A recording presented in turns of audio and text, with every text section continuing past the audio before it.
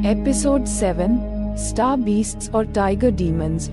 2 घंटे पढ़ने के बाद कुणाल को ये एहसास हुआ कि उसका छोटा सा सपना असल में इतना भी छोटा नहीं है। कुणाल ने लंबी सांस ली और सोचा, भाई पहले तो किसी तरह इस ग्रैंडमास्टर सेकंड ग्रेड में एंट्री कर लूं, फिर बड़े सपने देखेंगे। बहुत सारे चुराए हुए वर्जन थे कि आधे दिन बाद भी उसे 2 अलग अलग कल्टीवेशन टेक्निक्स नहीं मिली। यार बस किसी तरह एक बढ़िया मेंटल तकनीक खोज लूं, तब मैं अपनी एनर्जी रिकवरी स्पीड को बढ़ा सकूंगा और फिर मैं अपनी लड़ने की ताकत भी बढ़ा सकूंगा। इसलिए कुणाल ने अपनी रफ्तार धीमी कर दी और स्टार बीस्ट्स का रिकॉर्ड निकाल लिया, जिसे वह हाल ही में पढ़ रहा था। ये सीरियलाइज्ड बुक थी और बीच बीच में नई सीरीज भी आती रहती थी। जाहिर तौर पर ये स्टार बीस्ट्स की एनसाइक्लोपीडिया जैसी थी। ये कुछ उसके पिछले जीवन के पहाड़ और समुद्र के रहस्य के जैसी थी, लेकिन वो तो नकली था और ये वाला एकदम ओरिजिनल। कुणाल के हाथ में जो किताब थी वह एक नई सीरीज थी, टाइगर डीमंस।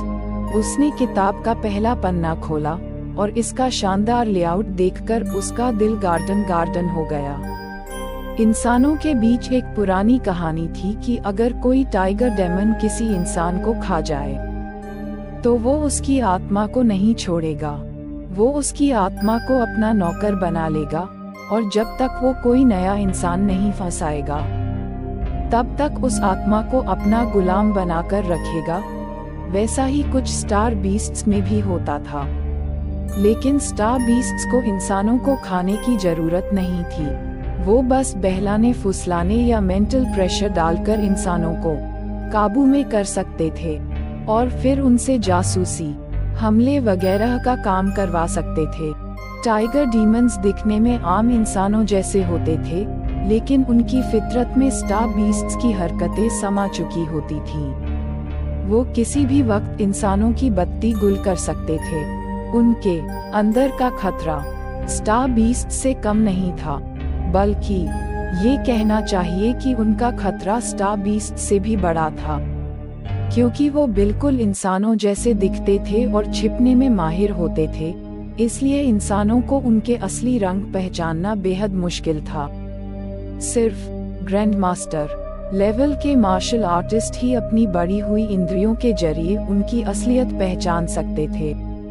टाइगर डीमंस और इंसानों में बस एक ही फर्क था कि उनमें हमेशा एक मारने की तलब रहती थी, जैसे स्टार बीस्ट्स में होती थी इंसानों का शिकार करने की। कुणाल ने ये सब पढ़ा तो वो चौंक गए। ये तो वही बंदा लग रहा है जो मैंने पिछली बार रेड रोमांस के हॉल में देखा था। कहीं वो सच में टाइगर डेमन तो नहीं? अगर वो सच में टाइगर डेमन निकला और अगर वह उस जेल में घुस गया जहां ढेरों स्टार बीस्ट्स पर रिसर्च हो रहा था, तो शायद यह अच्छी बात नहीं थी। लगता है मुझे गार्ड्स को खबर करना पड़ेगा। आखिरकार मैं भी तो शौर्य नगरी में रहता हूँ। अगर वो सच में टाइगर डेमन निकला तो शौर्य नगरी में जीवन अस्त व्यस्त हो सकता था। और हाँ, गार्ड्स के पास ऐसा पोस्ट भी है जहां मैं बिना नाम बताए मैसेज छोड़ सकता हूँ। कुणाल ने अपना फोन निकाला और एक मैसेज टाइप करके उन्हें चेतावनी दे दी। डिंग। उन्होंने आखिरी पेज पढ़ा ही था कि घड़ी ने अलार्म बजा दिया। कुणाल ने अपनी किताब बंद कर दी। अब खाने का समय हो गया था। उस दोपहर कैफेटेरिया में कुछ ऐसे लजीज पकवान थे जिसे देखकर कुणाल के मुंह में पानी आ गया, जो कुणाल को बहुत पसंद थे। पनीर मखनी, शाही पुलाव और चिकन टिक्का। जैसे ही उसने खाने की जगह ढूंढी और बैठने वाला था, उसके सामने आदित्य आकर बैठ गया। अरे कुणाल, पैसे ट्रांसफर कर दिए हैं, चेक कर लेना। कुणाल ने सिर हिलाया। कुणाल, तुम्हें क्या लगता है ये नया ग्रैंडमास्टर कौन है? मैंने तो कभी इसका नाम भी नहीं सुना। आखिर कौन है? कुणाल ने फिर से सिर हिलाया। और कहा, मुझे भी नहीं पता। आदित्य ने ख्याली पुलाव बनाते हुए कहा, अगर मैं ग्रैंड मास्टर होता तो लाइफ सेट हो जाती, फिर तुम्हें मेरे पापा बनने का नाटक करने की जरूरत नहीं पड़ती। देखते हैं फिर कौन है जो मुझे पकड़ने की हिम्मत करता है। आदित्य ने एक लंबी सांस भरी और उसकी आंखों में एक सपनों वाली चमक आ गई। ग्रैंड मास्टर बनने का मतलब ही कुछ और होता है। हालांकि शौर्य नगरी से हर साल 1 लाख लोग ग्रेजुएट करते थे, पर उनमें से सिर्फ 10 लोग ही ग्रैंड मास्टर बनने की राह पर चल पाते थे। और वैसे भी ये 10 लोग भी फौरन ग्रैंड मास्टर नहीं बनते थे। उन्हें भी दशकों तक कड़ी मेहनत करनी पड़ती और कई महान मौके खोजने पड़ते थे, तब जाकर कहीं वो ग्रैंड मास्टर रैंक तक पहुंच पाते थे। अगर आदित्य ग्रैंड मास्टर बन जाता तो वो खुशी खुशी 10 साल कम जीने के लिए तैयार हो जाता। तभी कुणाल ने व्यंग भरे अंदाज में कहा, भाई तुम ग्रैंड मास्टर बनने के बाद भी क्या रेड रोमांस जाओगे? कुणाल की अचानक की गई इस बात ने आदित्य को चौंका दिया। उसने तुरंत अपना सिर पीटा। सही बात है, मेरे जैसा तेज दिमाग, और अगर मैं ग्रैंड मास्टर भी बन जाऊं तो फिर तो लड़कियां खुद ही पीछे पड़ जाएंगी। मैं रेड रोमांस क्यों जाऊंगा? आदित्य ने सोचा, नहीं भाई, मुझे जल्दी से जल्दी अपना स्टूडेंट आईडी बनवाना पड़ेगा। फिर मैं विजय मार्शल आर्ट्स एकेडमी के प्रोफेसर्स का लेक्चर सुनने जाऊंगा। शायद यही मौका है मेरे लिए ग्रैंड मास्टर बनने का। जैसे ही उसने ये कहा, उसने फटाफट अपना खाना खाया। खाना गटकते हुए वो वहां से दौड़ता हुआ निकल गया। कुणाल, मैं चलता हूँ। कुणाल ने बेबसी में सिर हिलाया। उसे आदित्य के ख्यालों को समझना बहुत मुश्किल लगता था।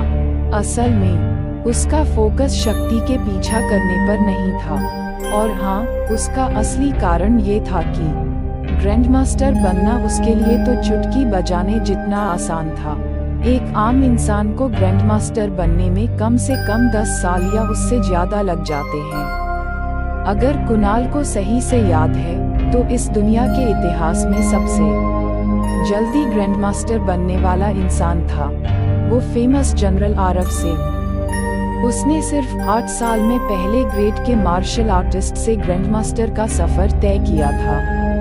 लेकिन अफसोस, वो दिव्य ग्रैंड मास्टर से आगे नहीं जा पाया, तो उसकी जिंदगी का सबसे ऊंचा मुकाम सिर्फ जनरल बनना ही था। और जहां तक कुणाल की बात है, उसने सिर्फ 6 महीने में ये कारनामा कर दिखाया था। इस लिहाज से देखें तो क्या वो दुनिया का सबसे बड़ा जीनियस नहीं था? बेशक कुणाल इस बात पर ज्यादा घमंड नहीं करेगा, क्योंकि ये तो सिर्फ रिकॉर्डेड जीनियस लोग थे। ऐसे कई अनलिस्टेड जीनियस भी हो सकते हैं जो कहीं छिपे बैठे हैं। हो सकता है उनमें से कुछ लोग अभी हाल ही में पैदा हुए हों और पहले से ही ग्रैंड मास्टर लेवल के मार्शल आर्टिस्ट हों। दुनिया का सबसे बड़ा होने का दावा, अगर इसे सीरियसली लिया जाए तो इसका मजाक किरकिरा हो जाएगा। इसके अलावा अगर कुणाल इस वक्त सच में दुनिया का नंबर 1 भी बन गया हो तो भी वो सिर्फ अपनी लेवल पार करने की स्पीड में नंबर 1 होगा। उसकी ताकत अभी दुनिया की नंबर 1 बनने के लिए तैयार नहीं थी। जब तक वो सच में दुनिया का नंबर 1 नहीं बन जाता, वो तो वैसे भी कचरा ही रहेगा। कुणाल ने जोर से डकार ली। खाना पीना हो गया। अब उसने फिर से पढ़ाई में डूब जाने का फैसला किया। पढ़ाई करने से कुणाल को ताकत मिलती थी और सीखने से उसे खुशी। लेकिन जब वो अपनी मैनेजमेंट एरिया में पहुंचा तो उसकी नज़र एक लड़की पर पड़ी जो वहां टेबल पर बैठी किताब पढ़ रही थी। लाइब्रेरी दोपहर में बंद नहीं होती थी, तो वहां पाठकों का होना कोई नई बात नहीं थी। लेकिन कुणाल को हैरानी इस बात की थी कि कोई तीसरी मंजिल की किताबें पढ़ने आया था। लड़की बहुत सुंदर थी। उसका चेहरा ऐसा लग रहा था जैसे एक हल्की सी टच से टूट जाएगा। उसके गालों की सफेदी में हल्की सी लालिमा भी थी। वो टेबल पर पड़ रही थी और उसकी लंबी काली बालों का आधा हिस्सा उसके सामने गिरा हुआ था, जिससे उसकी स्कॉलर जैसी छवि बन रही थी। लेकिन कुणाल ने बस एक नजर डाली और फिर अपनी सीट पर लौट आया। उसने पीठ मोड़कर पढ़ना शुरू कर दिया। हालांकि वो लड़की सुंदर थी, लेकिन कुणाल के लिए वो किताब जितनी आकर्षक नहीं थी, क्योंकि पढ़ाई उसे ताकतवर बनाती थी और किसी लड़की को देखना बस उसके टाइम का वेस्ट था।